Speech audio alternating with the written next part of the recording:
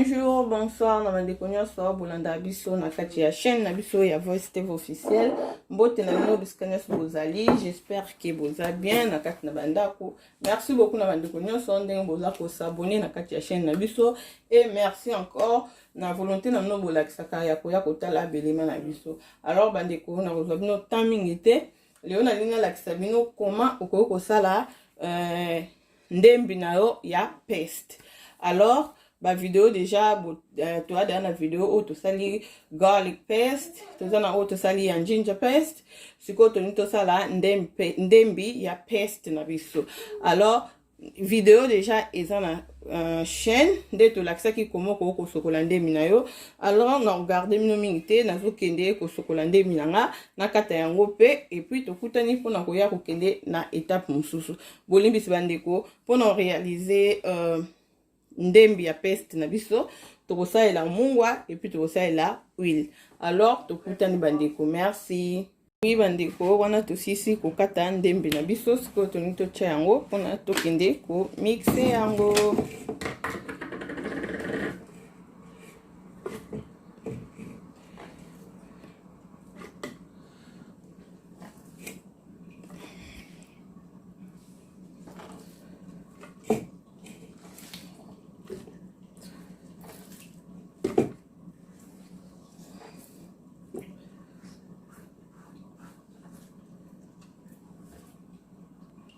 Ko to chende mbina biso awa na ubaksa mwa mai mikie po edemi na ndembi nanga enikama parce que machine nanga oyo il faut kocha mai mais na kocha mai mingi te parce que na besoin koma mai te.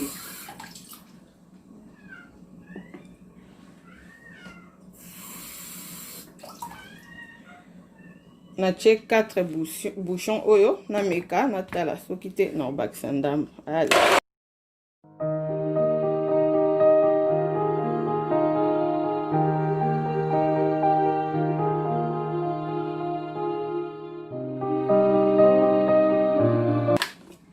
Et voilà, tout le monde ndembi na biso enikami très bien.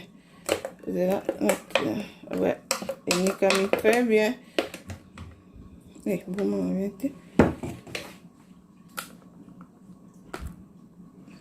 et voilà, ndembi na biso enikami très bien. Skoto yango to chanango na mulangi na biso oyo tokosalela.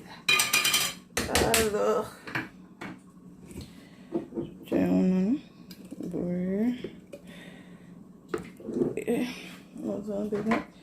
ya lutu nanga tosisa kotia ndembi na biso na mulangi tokutani tant tokoleka na étape mosusu. Merci. Et voilà bandeko, ndembi na biso vraiment yango yo tomoni yango ndenge enikami très bien. Siko na ozwa mungwa nanga mukie na che et na huile nanga